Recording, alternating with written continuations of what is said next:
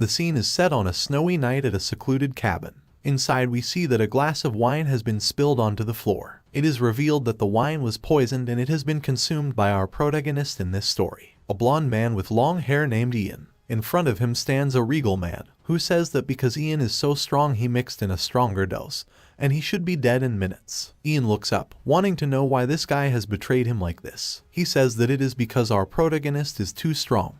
He has a power that no one else in the entire empire can compare to, and it has spread anxiety to the citizens. Ian understands, countless people have lost their livelihoods due to the misuse of magic. The man states that even he himself is so incredibly scared of our protagonist to the point where it has driven him mad.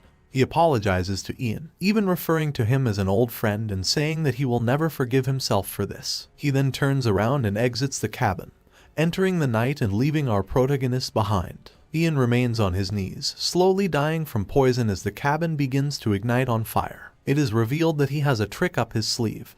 He slowly removes a dagger from his shirt. While regretting everything he did in his past life, he researched a lot and came across a dagger with time magic embedded into it. If he stabs himself with the dagger before the poison reaches his heart, he will be able to have a second chance at life. He does just that, plunging it into his chest, driven by rage from the betrayal he has just suffered. The floor around him glows blue in the shape of a circle and a triangle, and weird voices chant out in an unknown language. This is it, his chance to go back to how things were before. His life and all his mistakes flash before his eyes. His mother's death, him meeting the emperor, and finally a flock of crows on the battlefield, picking at the bodies that litter the floor beneath his feet. The next thing he knows, he is in his childhood body, and there doesn't seem to be any wounds or injuries on his body. A woman calls out his name and he turns around to see his mother. She has long blonde hair and is wearing a corset. Ian is in shock. His mother, who had passed away, is alive again, and it seems like he has succeeded at traveling back in time. He turns around to look at the scene around him. There is a white tent with a white flag. Outside of the tent are a bunch of children lined up to be assessed on their skills. The people doing these assessments are the spiritual knights who decide if they pass or not. It has worked. Ian is no longer a dying man living his last moments in regret, but a child again ready to do things different this time.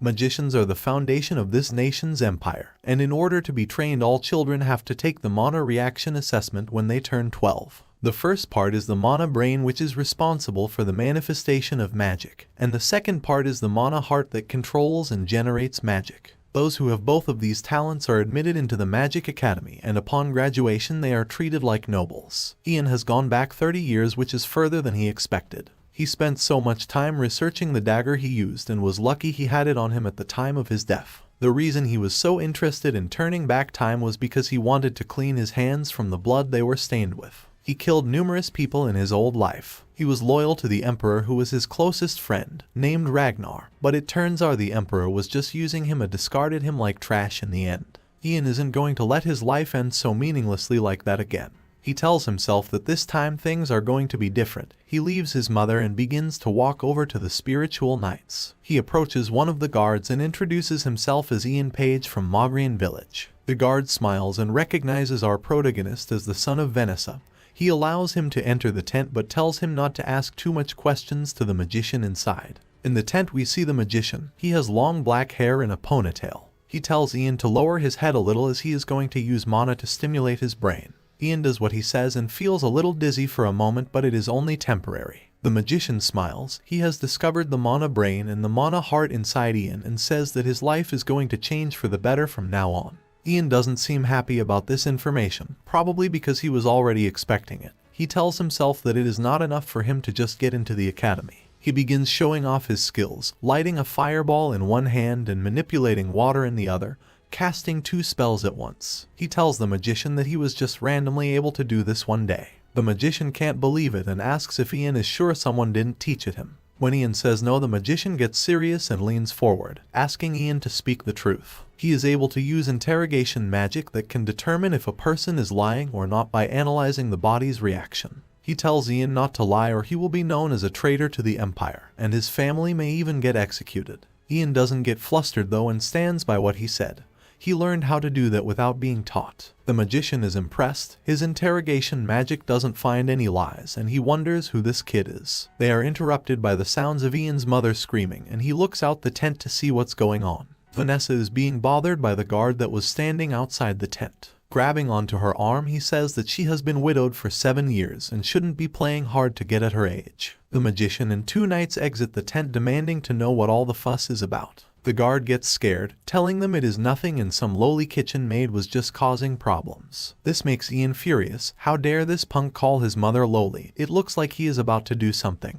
However, he is stopped by the magician, who tells the guard that since Ian has the power of mana, he and his family are now equal to nobles, and insulting nobles is a crime that could lead to execution. The scumbag guard falls to the floor, begging them to grant him mercy and let him live. He then turns around to Vanessa and does the same, apologizing for the words he said and asking for forgiveness. Ian approaches the guard and tells him to listen carefully. Ian says that he knows all about the disgusting things the guard has said and done in front of his mother. He threatens the guard, telling him that he should also warn all his scumbag friends. If any of them do something like that again, he will have their head. The guard nervously says he understands. Sweat drips down his face. Bro is really scared of a 12-year-old. After all of this, Ian thanks the magician for helping him out back there. He says it was nothing and it is his job to protect fellow magicians after all. He gestures to the man next to him whose name is Lord Aaron. He is going to be guarding our protagonist and Vanessa for the time being while things are arranged. Aaron has a mustache upon his lip and a white cape on his back. He tells Ian that he is going to bring him to an inn where the Night Order is currently staying. They can live there temporarily. Ian holds the hand of his mother, agreeing to go with Aaron and start the next stage of his new life. The magician watches him leave and smiles to himself. He's impressed that someone is that intelligent and capable while being so young.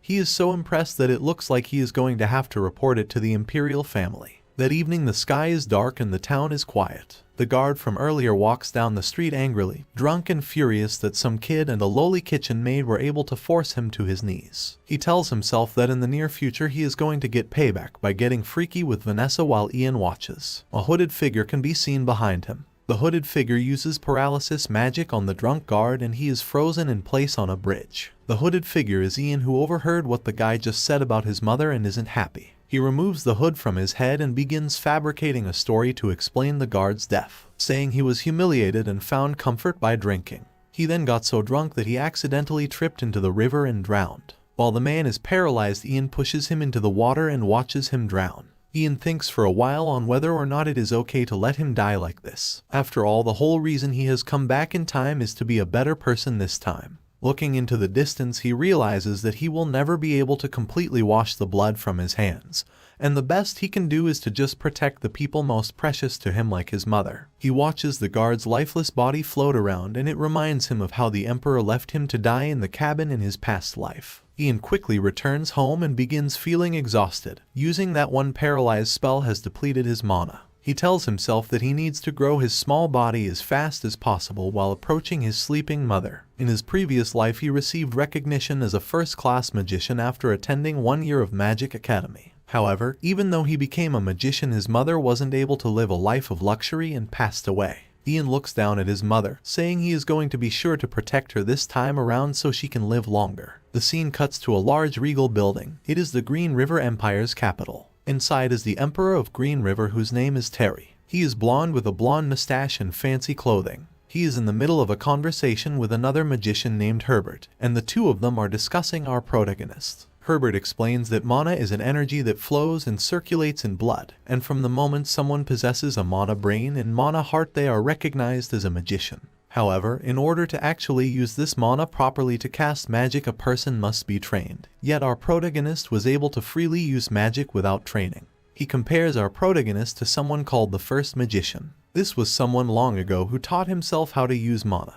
He discovered how to manifest magic by himself and became known as the First Magician. Terry scoffs, thinking that there is no way there is someone alive today using magic without going to an academy. Herbert agrees that it is suspicious, and even he finds it hard to believe what he has heard. He says he will be going to confirm it with his own eyes. The Emperor thinks to himself for a moment, knowing that if it is true, then our protagonist must possess a dangerous ability. He calls to the prince, who is standing outside and has been listening to everything. In walks the Prince of Green River. His name is Haydn, and he asks his father why he called for him. Terry says that since it has been 5 years since the prince has left the castle, he should go outside. Dude needs to touch some grass. Terry tells his son that he is going to give him 300 soldiers and 3 magicians, and he should go and collect a boy named Ian Page. For a moment he hesitates, thinking it foolish for him to trust his son with something so important. However, Haydn insists, saying he can be trusted and will complete the mission. The emperor tells him okay and that he should go and start preparing immediately. The journey to Mogrian is a long one.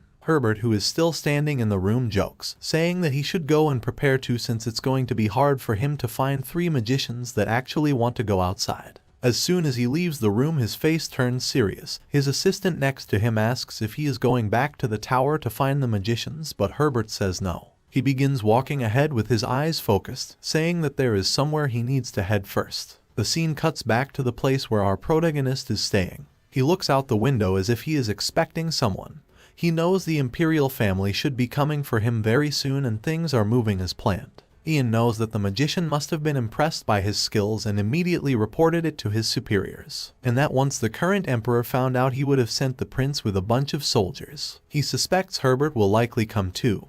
He is the master of the ivory tower, and sooner or later there is going to be an internal war between the imperial castle and ivory tower. Ian knows this from his past life. He doesn't know which side he is going to help though, and just knows that he doesn't want to be exploited by anyone this time. His thoughts are interrupted by the imperial order, who have arrived much sooner than he expected. Outside he is greeted by the magician from earlier, who is holding a magic orb. He says that the emperor has issued an imperial order. Ian follows the customs and gets down on one knee while putting his fist over his chest. A message from the emperor appears from the magic orb and the magician begins to read it aloud. It states that the emperor has heard of the high abilities that have been displayed by Ian Page, and as he has received recognition as a magician in this empire, his name will be recorded in the Ivory Tower's registry. The emperor also invites Ian to visit him at the imperial castle, and he is sending his eldest son to accompany him there. Once the message has been read, Ian begins to rise to his feet. He is immediately greeted by a knight named Arnold, who informs our protagonist that he and his fellow knights have been assigned the honor of serving him, and will be escorting him to the lord's castle while they wait for the prince to come.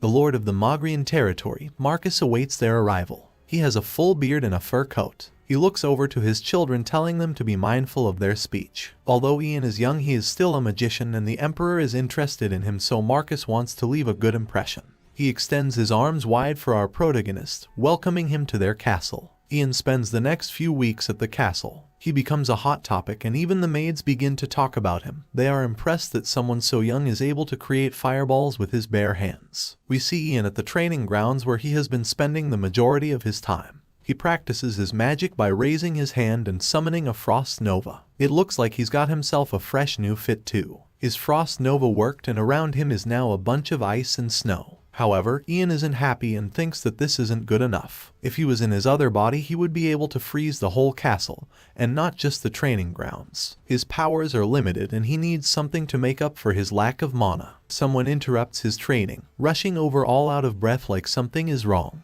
The man has a monocle and gray hair. He asks for Ian's help, saying that the Lord Marcus has gone missing. He has yet to return after he went to hunt goblins yesterday. His son and all the knights that went too have also not returned. Ian tries to think back to his previous life to find out where they could be, but he is unsure. He knows it's not time for them to die yet. Lord Marcus died at a later date when he was assassinated by an enemy empire right before a big war. His son would abandon the Mogrian territory after his father's death to escape the war, and he would later be beheaded for his crimes. Each territory in this empire has its own stationed magician. Ian tells the man to go and ask their magician to help instead. However, the old man informs Ian that the magician that was stationed here has been assigned other missions and is not currently in the Mogrian territory. They are alone. Ian is shocked. It's rare that a magician would leave his assigned territory. He wonders if it is related to him and if he has altered the timeline by doing something. For example, he could be away giving information about our protagonist to Herbert the Tower Master. This could be dangerous. Ian's most powerful weapon right now is his ability to know what's going to happen in the future. If the timeline gets screwed up, then he would lose this weapon. Ian looks at the old man, telling him he will help them look for Lord Marcus, knowing that if the Lord dies it will create dire changes to the timeline. He immediately gets ready to leave and puts on his cloak. However, someone calls out his name. It's his mother, who has heard what is going on and is worried that it is too dangerous. Ian is still a child after all. Ian tells his mother not to worry.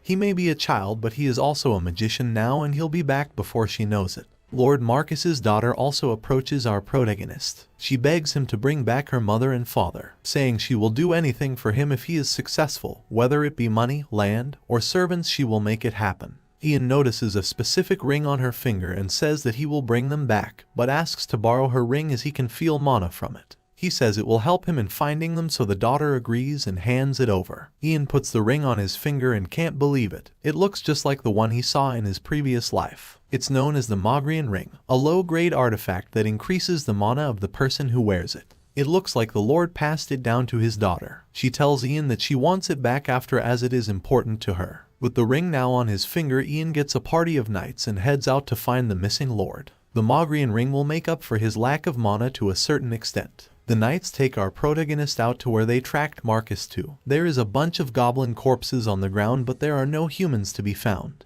The knights suspect that a monster must have caught them. Ian scratches his chin. They must have been ambushed by hundreds of goblins, and he needs to find them before it's too late. He begins to use his magic to summon a wolf. What he is doing is blocked by a bright light, and the knights watch in amazement. After the spell is cast out, appears a cute little wolf with a fluffy body and wagging tail. In Ian's previous life, a huge wolf appeared, but he guesses he isn't strong enough to summon a full-sized one yet. He points to some blood on the floor, asking the wolf to pick up the scent and follow it. The wolf does as it is told, getting a good sniff of the floor and leading the way. The scene cuts to Lord Marcus, who is still alive and slaying goblins. They are green and ugly, with long tongues, pointed noses, green skin, and red eyes. Marcus and his party are surrounded, and they are coming from all angles. If this continues, they will all be annihilated. Marcus turns to his son, telling him to escape to the castle while he distracts the monsters. While the two of them are talking, a goblin begins approaching from behind with a club in its hand. The son calls out at the last second, but it is too late. The goblin is already high in the air and is about to bring its weapon down on the Lord's head, who has his back turned to it. Suddenly, a flash of ice appears and all of the enemies are frozen in place. The green scenery turns to the Arctic and everyone wonders what just happened. The ice came from Ian, who has arrived at the last second to save the day. Any longer and the Lord would have died and the timeline would have been ruined. Marcus is so surprised by the situation and the sight of a child saving him that he begins to pass out. When he wakes up again, he finds himself back in the castle with his daughter by his side. She explains that Ian saved everyone and the Lord and his son have both been asleep for 2 days straight. The old man from earlier enters the room and is glad to see Marcus is awake. He appears to be a butler and his name is Hogger. He explains that 12 soldiers didn't make it back and Marcus is upset by this news. He asks where Ian is now, as he would like to meet with him. Hogger leaves right away, rushing to the training grounds where he finds our protagonist. He says the Lord has woken and he would like to meet him in the reception room. Apparently there is a lot he wants to talk about. Ian looks a little confused as to what he could possibly want, but follows Hogger inside. Here he finds Marcus and his son, whose name is Lobai. They thank Ian from the bottom of their hearts for saving them. The Lord says he protected both Magrian's current and future leaders. Not only this, but he also protected the territory by defeating the goblins, and he wouldn't feel right if he didn't repay him for this. He gestures to a box on a nearby table, giving it to Ian as a reward. Ian opens it and finds the Magrian ring that he borrowed inside. Marcus heard that Ian had felt mana in it earlier. He thought it was just an old family treasure and asks what kind of power it possesses. Ian explains that it is just a ring that gives the wearer the power to increase their mana, and it helped him greatly in defeating the goblins. The Lord says he can keep the ring and he should think of it as a token of promise that from now on the Magrian family will serve him forever as an eternally honored guest. Ian is always welcome to visit and they will always stand by his side whenever he is in need of help. Marcus and Lobai lower their heads, saying that this pledge will last for future generations and will go on for 1,000 years. Ian is grateful and asks the Lord if there is an alchemist in this territory who is skilled in making elixirs. Marcus informs him that there is an alchemist named Letio in a place called Royd Village. He was originally from the capital but moved further north because of a rare medicinal herb. Ian heard of the name Letio in his previous life. He knows that he needs to get his hands on some elixirs that can help make up for his low mana levels. He heads out with a small group of knights to find this Royd village that the Lord told him about. When they reach there, they become shocked at what they see, and one of the knights points over to the village. It's completely on fire and is in the middle of burning down. Something bad is clearly happening. Inside the village, we see a bandit with an eye patch and a bloody hatchet over his shoulder. He tells his men to take the children so they can quickly move on to the next place. They grab a boy who kicks and screams, begging not to be taken from his family. The boy's name is Douglas and his father calls out to him in desperation, telling the men to stop. However, the guy with an eye patch appears behind him and kicks him to the floor.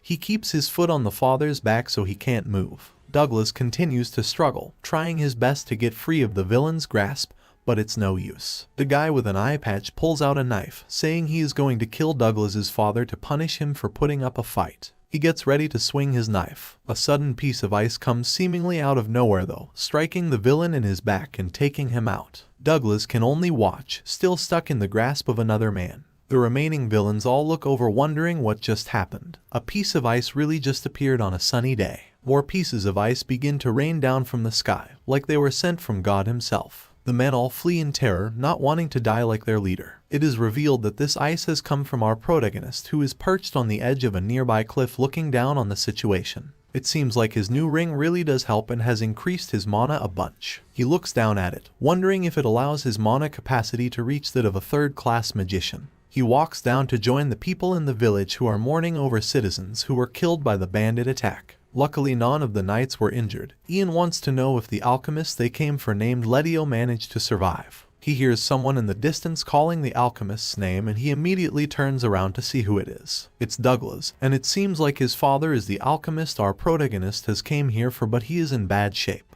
Ian pushes past Douglas, wanting to get a better look at Letio. He sees that he has a pale complexion and strands of whitened hair, and he can tell this is mana poisoning. Mana poisoning is a disease also known as God's curse. If someone who has a mana brain and not a mana heart is injected with more than their body can handle, the overflow of mana will stimulate the brain and cause great pain continuously for the rest of their life. Ian knows it's impossible for Letio to inject mana into himself, and so this must have been the work of a magician with ill intent. He raises his hand to the alchemist's forehead and tries to alleviate the pain a little. It works and Ian gets ready to leave, seeing that there is nothing more he can do. However, the boy Douglas grabs a hold of him and asks what he just did and if his father is going to be okay. Ian unfortunately explains that his curse can't be cured and he only provided temporary relief. Eventually, he will just go back to being in pain again and will face a tough decision. Either he finds a magician to keep alleviating his pain for the rest of his life or he dies. Douglas looks heartbroken. He says that he needs to quickly go and find a special flower so that he can make some medicine for his father. He says this flower can help neutralize the mana in his body. He pushes past Ian and rushes to go and get it. At this moment, Ian remembers where he heard the name Douglas before. In his past life, Douglas was one of the most outstanding alchemists in the entire empire. Although he had a tough childhood, he was a genius and eventually became the emperor's closest aide. However, he had a deep hatred for magicians after his father was poisoned by one, and may have even been the alchemist that helped to poison Ian in his past life. After realizing this, Ian turns around and catches up to Douglas. He grabs a hold of him and tells him that he can't go into the forest alone as there might still be bandits out there. Douglas objects, saying if he doesn't get this flower then his father will die. A tear runs down his cheek. Seeing he isn't going to stop, Ian uses his magic to put the kid to sleep. After a few seconds, he is out cold and collapses onto Ian's shoulder. He takes the kid to a discreet location behind some bushes and lays him down, thinking about what he is going to do. He looks at the boy thinking that he should just kill him now, that way the poison will never get made in the future. He quickly pulls himself together. The timeline could get screwed up if he acts too rashly. Douglas possesses the talent to become the best alchemist in the history of the empire, and our protagonist might even be able to convince him to join his side. However, even if he does this, there is still no guarantee that he won't betray him in the future. Ian's thoughts are interrupted by one of the knights that has come over to check if he is okay. He notices Douglas on the floor and is confused. Ian says that he just put him to sleep because he was about to do something reckless while there is bandits about. Ian tells the guard he can carry him back to the village now, then he begins walking away into the forest. When the knight asks where he is going, Ian says there is something he needs to do alone. The scene cuts to nighttime back in the village. Letio approaches Douglas, who is awake now and lying in his bed. Letio has heard from a knight that he tried to do something stupid earlier. Douglas explains that he just wanted to find a flower that could help. Letio shakes his head, telling his son that it was reckless to try something like that when there are still bandits around the village. Douglas gets angry. Rising out of the bed, he asks what else he is supposed to do. The two of them have been searching for this special flower for over a year with no luck. If they don't find it, then Letio will die. Douglas begins crying, wondering if this flower even exists. Suddenly, a voice calls out to them from outside. They both turn their heads at the same time, asking who's there. It's a cloaked man who says he heard they were looking for a flower known as Reindeer's flower. The man enters the building and removes his hood. Of course, it is our protagonist who apologizes for disturbing them. He introduces himself and puts an object down on the table. Letio looks speechless when he notices exactly what it is. It's Reindeer's flower that has been encased in ice. Ian must have found it in the forest earlier. Ian says he will give them the flower if they answer a question first. He wants to know how they learned about a flower like this whose effects are unknown to others. Letio reluctantly reveals that he read about it in a book that was passed down by his father. It sounds hard to believe. However, he pulls out this book and flips to a specific page. Then he begins reading from it. Reindeer's flower is a plant that can neutralize mana and can only be found in the northern lands. It has 12 deep purple-colored petals, and its leaves and stem are very poisonous. If you pull it directly from its roots, it will wither immediately, so gathering and cultivating it is almost impossible. Letio explains that his father researched alchemy too, and it is a family business. Ian assumes that this must mean that he knows about this flower's other use, which is that it acts as a deadly poison to magicians who possess both a mana heart and mana brain. Letio insists that his family would never make elixirs that could be used to harm people, and he won't be poisoning any magicians ever. He even swears it on his entire family's honor. Ian looks over to Douglas on the other side of the room. He looks a little nervous at the topic of conversation being discussed. Ian picks up the flower and begins to melt the ice.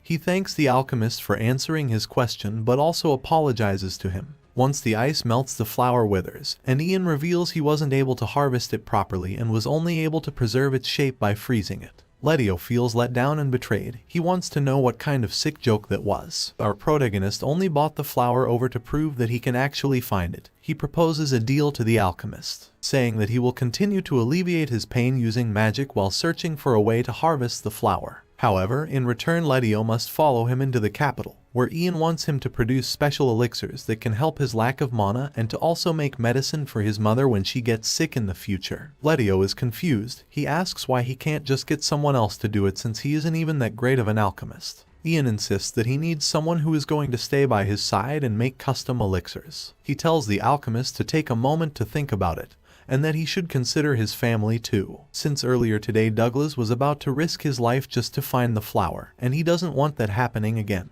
Letio goes up to the side with his son to discuss things, and our protagonist watches them. He thinks about what happened in his previous life. Back then Letio died due to an evil magician and Douglas was captured by bandits. This is what led to him meeting the Emperor Ragnar and hating magicians, and eventually what led him to creating the poison that killed our protagonist. Ian watches them closely, telling himself that he isn't going to let any of that happen this time, and he is going to make sure they both live good lives. The next morning comes around and Ian is getting ready to return to the capital. One of the knights approaches him and tells him all the preparations are complete and they can now leave. Ian hangs his head in disappointment. He still hasn't gotten an answer from the alchemist and assumes this must mean it is a no. Right as he is about to leave, the door opens and out comes Letio and Douglas. They have reached a decision and are going to come. After all, they don't have any other options, so they have to give it a try. Douglas looks over to Ian and asks if he will really be able to cure his father of his curse. Ian smiles and says that he promises. A deal is a deal. This makes Douglas happy and he says he is going to call our protagonist boss from now on. Ian finds this a little weird but allows it. He finds it weird seeing Douglas so cheerful, since when he knew him he was always so grumpy. One of the knights speaks up, saying they should head back to the Lord's castle immediately. He has just received word that the Prince Haydn has crossed the Gamas River and will arrive shortly. Ian is surprised to hear they are there so quickly and that they have only just contacted them. He tells the knight that he will need to borrow his horse if he is going to make it back in time. He approaches the mighty steed and uses his magic to tame it, asking it to take him back to the castle as fast as possible. The horse lowers itself to the floor, making it so Ian is able to climb onto the saddle. Once on his back, he turns to the alchemist and the others, telling them to take their time and that he is going to go ahead. He prepares himself to ride off into the distance. We cut to the prince, who is traveling in a white carriage surrounded by soldiers. Inside the carriage, Prince Haydn seems to be in deep thought about something. He remembers a conversation he had with his father before he left. His father told him that one of the other princes has started to become close with the Tower Master Herbert. The Tower Master has a lot of influence and who he sides with is very important. He says that currently Herbert is more in favor of the fifth prince taking over the crown instead, whose name is Ragnar. The Emperor tells Haydn that if he doesn't want to lose his position to his brother, then he better not screw this up. He needs him to do his best to get Ian on their side. Haydn remembers this conversation while in the carriage and it makes him stressed. He's angry that the magicians at Ivory Tower don't support his claim to the throne, and instead they want his brother Ragnar to take his place. He thinks to himself about what he is going to do when he finally becomes emperor, saying that he is going to get rid of all those annoying magicians at Ivory Tower along with their tower master Herbert. It is also revealed that Prince Haydn didn't tell the Lord Marcus he would be coming until 2 days before his arrival on purpose. He smiles to himself, wondering how the great Mogrian Lord is going to prepare for his arrival with only 2 days' notice. This dude just seems like an all-around terrible person, I'll be honest. Currently at Lord Marcus's castle there is a lot of panic and rushing. Marcus orders his maids around telling them to make sure there isn't even a speck of dust anywhere. It needs to be perfect for the prince. He had no idea they were arriving so soon and has had barely any time to prepare. The butler Hager approaches, informing him that most of their party has arrived and the prince won't be far behind. However, they are still unable to locate our protagonist and it seems like he isn't going to make it in time. Marcus holds his head knowing he is going to have to greet the prince without Ian, who is the entire reason he is coming. It doesn't take long for Haydn's carriage to pull up, led by numerous horses and knights. He steps out like he is about to walk the red carpet, with a long white cape and a blue jacket. Marcus still looks nervous, knowing our protagonist is nowhere to be seen. Luckily, the horse shows up at the last second, with Ian lying on its back like he has been sleeping. He raises his head, apologizing to everyone that he is late. Ian gets off the horse and steps forward with Marcus to greet the prince. Haydn looks down at him, asking if he is the child magician that everyone keeps talking about. Ian just remains silent. It's been a while since he has seen Prince Haydn's face and he takes a moment to take it in.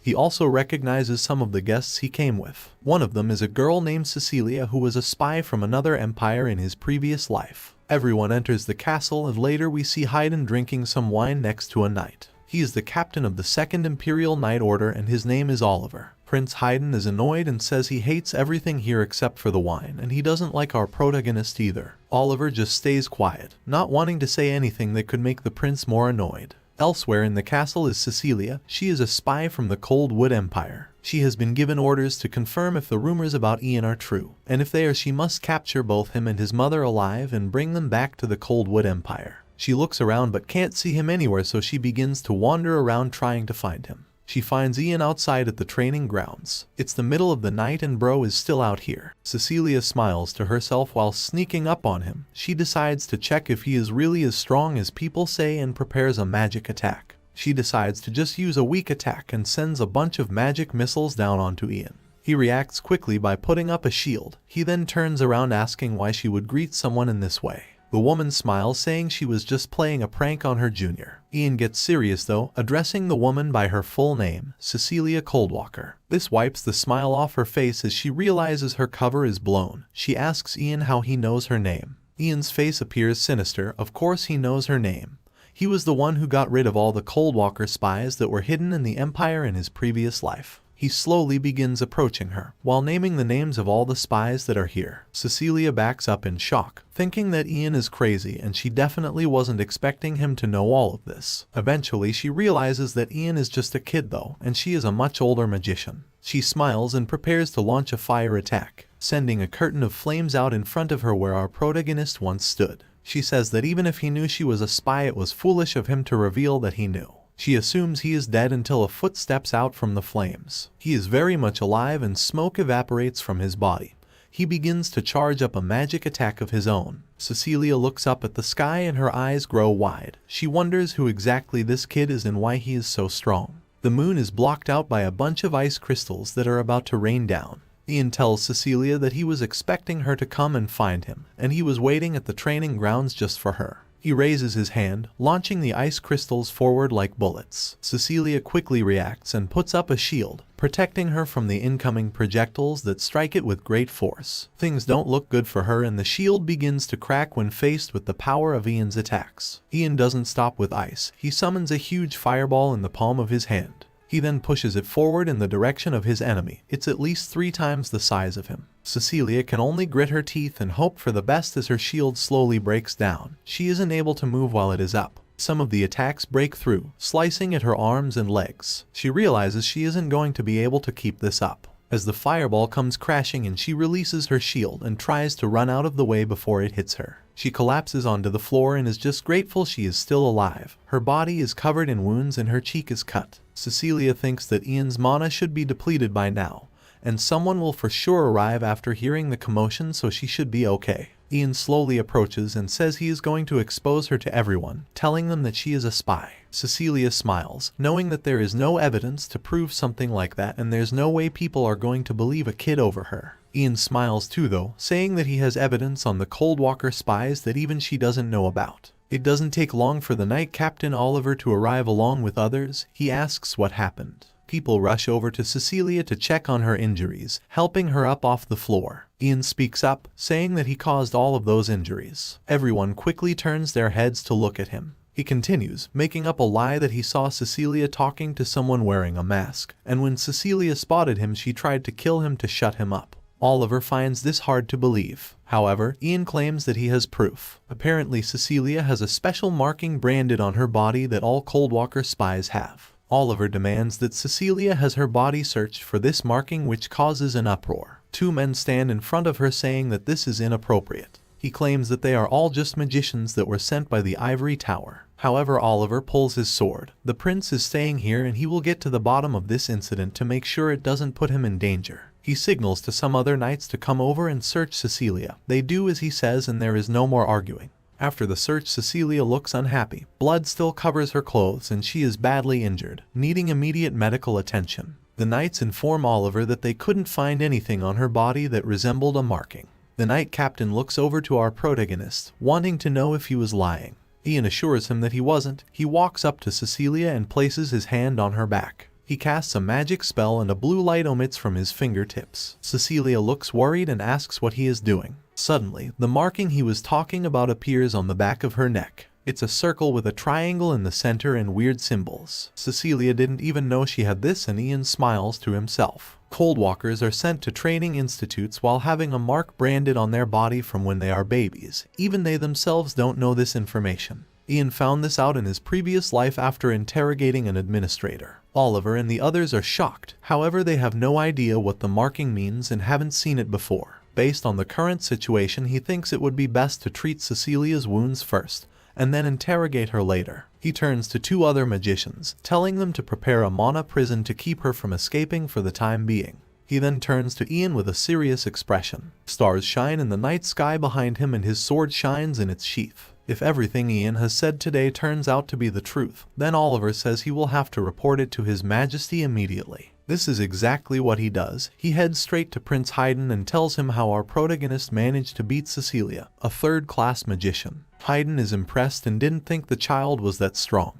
He asks Oliver what his opinion on Ian is. Oliver states that it seems like the rumors about his skill are true, however the way he speaks and behaves is unusual for a child. The prince wants to meet and talk to the boy so he can find out for himself. It doesn't take long for Oliver to get Ian and bring him into the room. Ian lowers his head and greets the prince with respect. Based on what Haydn has heard, our protagonist has discovered that one of the magicians sent by the ivory tower was a Coldwood spy. Since Ian exposed the spy and beat her in battle, Haydn says he has contributed greatly to the empire, and he would like to reward him. He wants to know if there is anything specific that Ian wants. Ian becomes suspicious, thinking that the prince must be asking what he wants so he can find out what he is up to. Ian looks up, saying if the prince is okay with it he would like to visit the old ivory tower's site on the way to the imperial castle. Haydn is baffled, wondering why this kid wants to visit the old abandoned ivory tower site as a reward.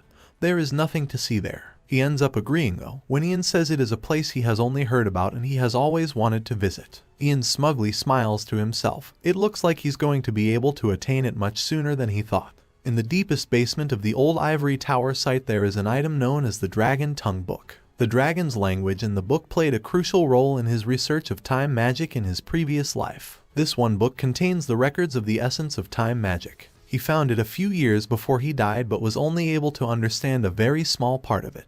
He wonders how much he will be able to understand if he studies it from this young age. It doesn't take long for nightfall to hit and everyone begins their long journey to the Emperor's imperial castle. Ian's mother Vanessa is excited, as this is her first time traveling so far out from Mogrian. Letio the alchemist begins to flirt, saying he will be Vanessa's guide when they reach the capital. Even though he doesn't look like it, he has lived and worked in the capital for a long time. Vanessa blushes, thanking the alchemist for being so kind, while Ian remains silent, wondering what this guy is doing flirting with his mother. They are interrupted by the vice captain of the Knights named Paul. He has green eyes and a blue ribbon around his body. He says that they have arrived at their detour to the old ivory tower site. They are going to be staying here for 2 days, and during this time Ian can explore the historical site whenever he wishes. Paul leads everyone to a nearby village to give them their accommodations for the next couple of days. The village seems quiet and cute, nothing too fancy and not a place you would expect royalty to stay. The commoners greet the prince upon his arrival, saying they are honored to have him here. Haydn thanks them for their kindness. Ian looks over and is surprised to see the prince acting so nice towards the commoners. When he met him in his previous life, he always greeted him with hostility, appearing gloomy and giving him dirty looks. This was because our protagonist was always alongside his brother, Prince Ragnar, who he knew was trying to take his future position as emperor. Now in this life, Haydn can be seen smiling brightly,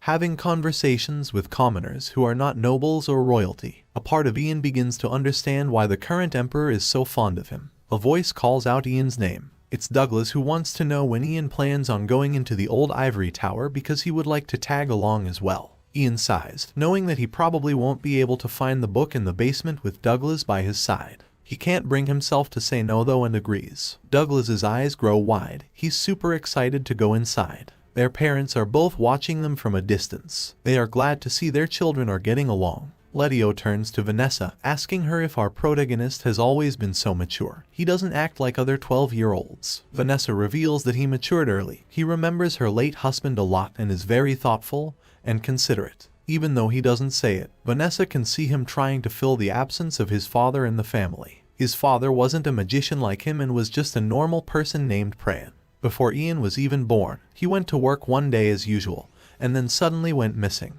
Bro really went to get the milk before his child even left the womb. He left a bunch of items behind for them that they only received 5 years after his disappearance. Still looking over at her son, Vanessa begins to struggle to get her words out. She has noticed that recently Ian seems different. Letio is concerned and tries to comfort her. However, Vanessa just says that it's probably nothing. They get ready to go to sleep for the night as it's going to be a busy day tomorrow. In his previous life, Ian traveled by following the wind and the stars. The unifying war had ended and he had left the ivory tower and emperor's side. He spent his days traveling around without a destination in mind. This was how he stumbled upon the old ivory tower site and the book in the basement. He wonders if it was a pure coincidence or if there was something there that was calling out to him. Here he stands in the same place but in his childhood body. It looks exactly like it did in his previous life. 300 years ago, a war between the Ivory Tower magicians and the dragon's descendants took place here. The dragon's descendants were known as Dragonians. Their gargoyle squad and powerful black magic was strong, and it seemed like they were going to defeat the Empire. A skilled magician and the prince of the Empire at the time named Mitchell led the Ivory Tower.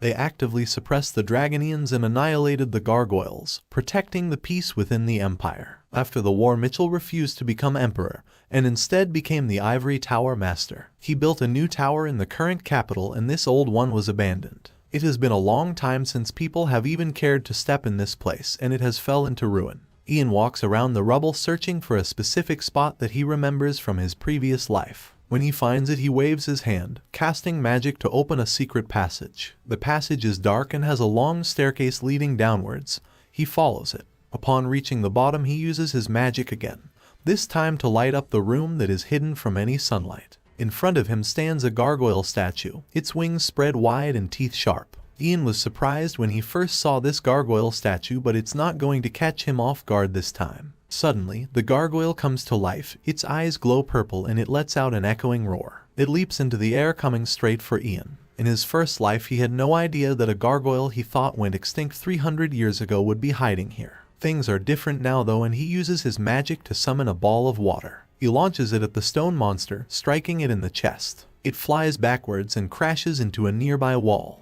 It's not dead though and recovers. In his previous life, Ian was able to blow it away in a single breath, but with his current abilities, he is going to have to use more power. The gargoyle comes charging in again, eager to cause harm to our protagonist, who readies his next attacks. He summons his ice spears to shoot out of the ground and pierces the gargoyle's rocky body. He then uses a lightning attack to zap the beast. Bolts of yellow electricity crash down from above. That seems to have done the trick, and the gargoyle has stopped moving. Ice surrounds it and smoke comes from its body. After it is defeated, another secret passage opens up to Ian's right, which is exactly what he expected to happen. He jumps into the hole, using his magic to stop him from taking fall damage. He has found what he came here for. The book sits alone on a nearby surface with a light shining down on it. Ian has reached the Great Dragon Tongue book sooner than he expected. He has no idea who put it here. Whether it was the dragons or the first magician, it doesn't matter, because it is his now. He holds the book in his hand. It is written in Dragon Tongue, which is an unknown language that he wasn't able to fully decipher in his previous life. If he could understand it in this life, then there will be no limit to his power. Ian becomes shocked though when he opens the book and discovers that all of its pages are empty. He begins frantically flicking through it, wondering what could have happened. He realizes that the pages are probably empty because he already used the book in his previous life. Using it to turn back time probably erased everything. Ian closes the book in disappointment. He still remembers some of the magic that was written in the book though and tries to recite some of it. To his surprise, he can't get his voice to come out. Dragon Tongue isn't a language that people can simply just speak. It's a language that is rooted in magic and requires strong magic to speak it. Ian looks down at the book in deep thought. This means that he won't be able to use the time magic in this book again, meaning he can't return to the past again. He thought he would be able to keep going back again and retrying, but that isn't the case. The second life he has been given has all of a sudden become much more important, and he needs to take it seriously. A few days pass and Ian completes his journey to the capital to meet the emperor. He looks out the window of his carriage and the scene around him. Tall buildings made from stone and a bunch of citizens that seem happy. He looks over to another carriage he has been traveling with, and at the back is a cage. Inside this cage is Cecilia. Ian knows he needs to make sure she doesn't escape, or else she will go back to the Coldwood Empire and tell them that he knows all about their secrets,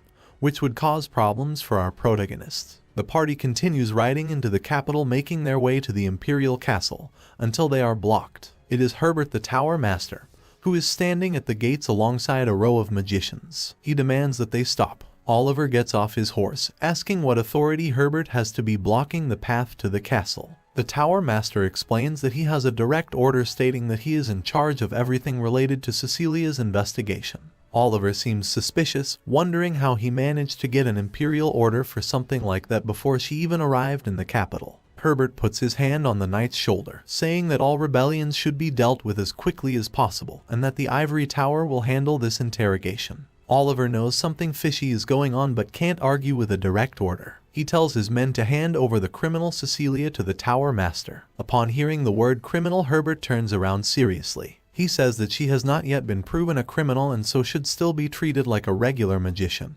He tells Oliver to be mindful of how he speaks towards her. The other knights aren't happy with the situation either. They worked hard to catch Cecilia and the Ivory Tower magicians are just going to take her away. Ian looks over and understands what's going on. He knows that the Ivory Tower isn't trying to protect her just because she's a magician. They just don't want the knights interrogating one of their own. He knows that Herbert will probably just lock Cecilia up in the deepest prison, and it will be near impossible for her to escape from that place. He looks out the carriage with his mother, not bothered at all that Cecilia is being taken. Someone approaches our protagonist, saying they need to visit one more place before going to the Imperial Palace. They go there and it is a large regal mansion, with a water fountain at its center. Ian recognizes the mansion. In his previous life it was gifted to him by the 5th Prince Ragnar. This time it is Prince Haydn who is handing it over. He tells Ian that the Emperor specially made arrangements to give him the mansion during his stay. Ian is grateful. He lowers his head and thanks His Highness for his generosity. He didn't get the mansion until he was 26 in his previous life, yet here he is as a child. Haydn tells Ian that his family can stay here with him for the time being,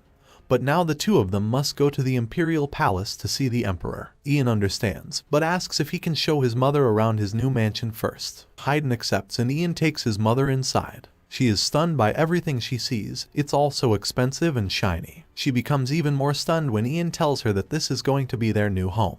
No matter how great of a magician he was in his previous life, he couldn't bring her back to life. Now that she is alive again, things are different, and he is going to do all the things he wanted to do before. He was never able to see her living a normal life and vows that this time he is going to make her happy. Vanessa can't believe her own eyes. She says the place is so big that she has no idea how she is going to clean it. She really is a true mother, thinking only about cleaning. Ian informs her that she isn't going to be doing any housework. She is going to be so comfortable that she won't even think of having to clean. The new mansion is nice, it has many windows and white brick with a blue roof. However, it is now time for Ian to meet the Emperor. He heads over to the Imperial Palace, which is much larger, red banners hang in multiple places and everything is perfectly symmetrical. Ian is nervous. Even in his previous life he was never able to meet the current Emperor alone because by the time he had graduated from the Magic Academy the Emperor was already on his deathbed. He was said to be someone with outstanding judgment and wisdom and Ian is looking forward to learning about him. While walking through the palace he spots a familiar room across the courtyard.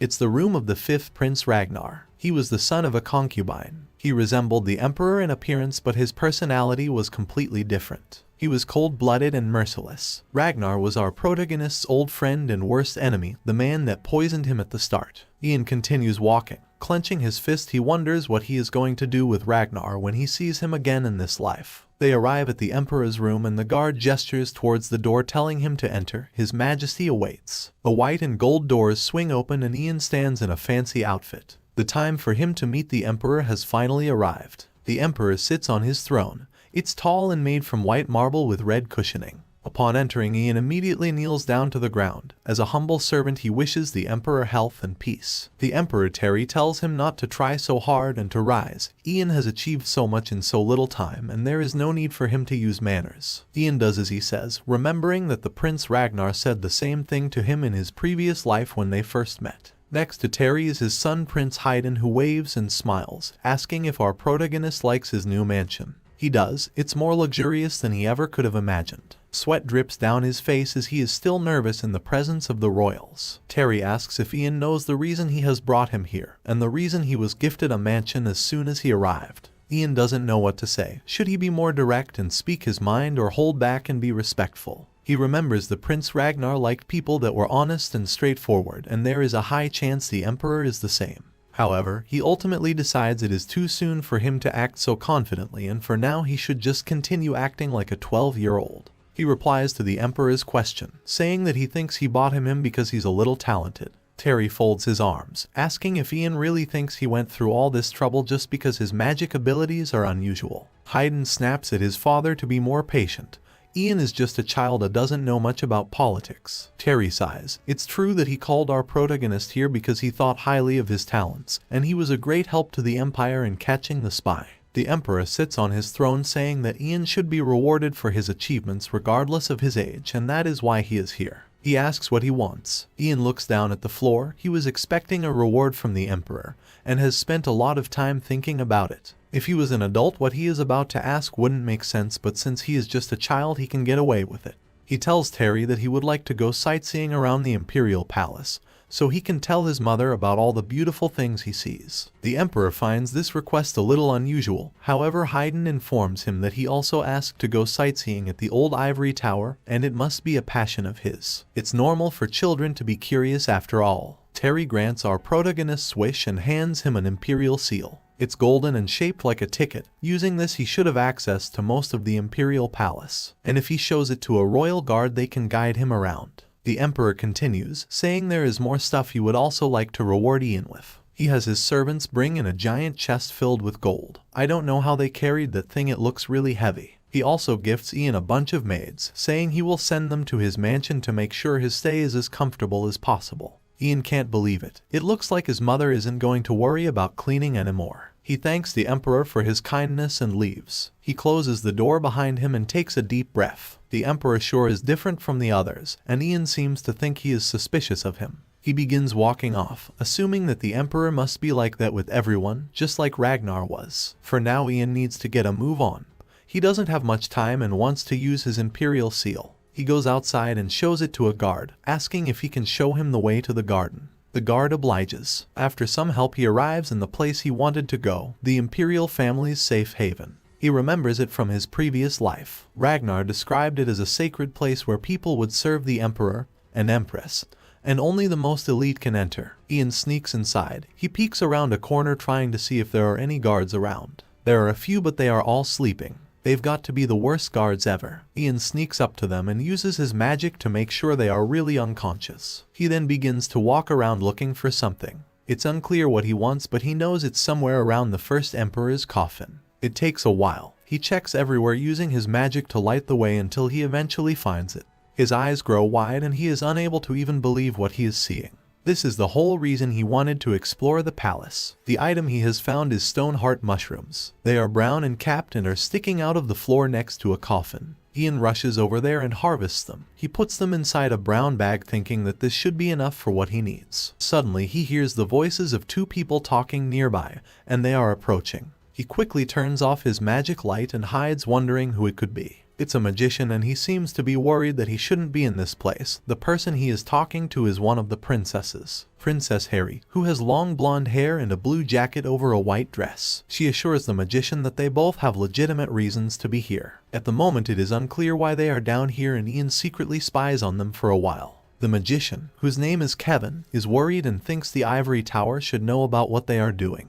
However, Harry insists that they can't find out as it would be too dangerous. Kevin asks her if she has memorized the basic spells that he taught her, and the princess smiles, saying that of course she did. She begins to demonstrate her magic powers by letting her mana flow and summoning a ball of light. Ian looks over in complete shock. He had no idea Princess Harry could use mana. He remembers her from his previous life. She spent her whole life in a cage like a bird. When Ragnar became emperor, he executed Prince Haydn, which broke her heart and ultimately led to her ending her own life. Ian can't believe this woman is a magician and is hiding it from everyone. In this empire, hiding the fact that you possess magical talent from the ivory tower is a very serious crime. The magician Kevin must also know this, yet has agreed to help her practice magic secretly, which is why they are down here in this secluded place. Ian leaves and the two of them turn around after hearing a noise. Kevin freaks out. Not wanting to get caught, he says they should just end today's practice early. The Princess Harry tells him to relax and that only the imperial family can enter, so she is sure they are alone.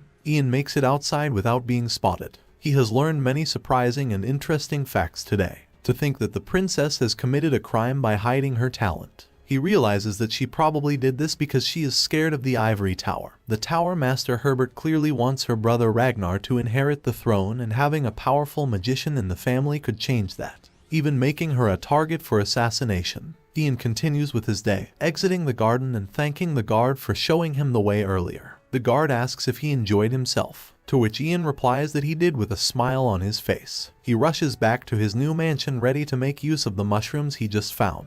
As soon as he enters, he is greeted by a butler who takes his jacket, and the alchemist Letio. Letio explains where everyone is. Vanessa is in another room talking with the new maids that have arrived from the Emperor, and Douglas is looking around the mansion having a good time. He's never seen a place so big. Ian is happy to hear everyone is doing great and asks to talk with the alchemist privately. The two of them go into a secluded room and our protagonist shuts the door behind him so no one can listen. He looks at Letio with a serious expression, asking if he can make a secret potion for him. Letio is confused, wanting to know what kind of potion he needs and why it is so hush-hush. Our protagonist pulls out the stone heart mushrooms he just collected. They are able to numb nerves and can even stop a heart. He pulls them out of the brown bag and shows them to Letio. This just makes the alchemist even more confused. How can he be expected to make a potion out of something so poisonous? His purple eyes are baffled and his hair with white streaks comes down onto his face. Ian explains that he needs a potion that will make him immune to interrogation magic, which is when a magician is able to tell if someone is telling the truth or lying. He stands in front of Letio asking if this is something he will be able to do for him or not. Letio has heard of interrogation magic before and doesn't know if it is even possible to make a potion to stop it from working.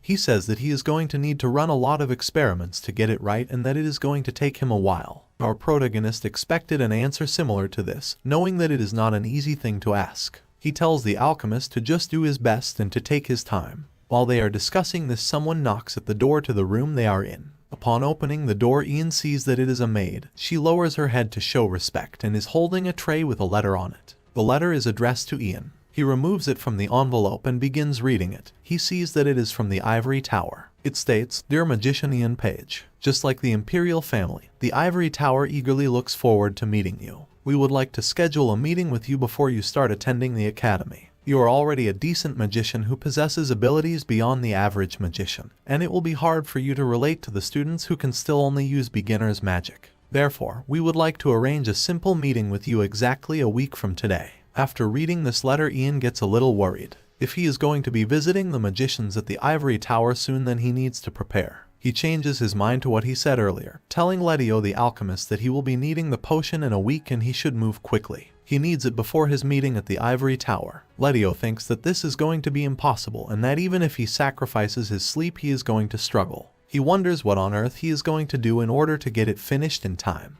Ian just apologizes, but assures Letio that he needs the potion in a week no matter what, so he should try his best. He's confident in his abilities and is sure he can do it. Going to the ivory tower without this potion would be fatal. Part 1 ends here. If you are interested in a part 2, support the video by hitting the like button and commenting the word magic. Also consider subscribing so you don't miss the next upload. Thank you and take care.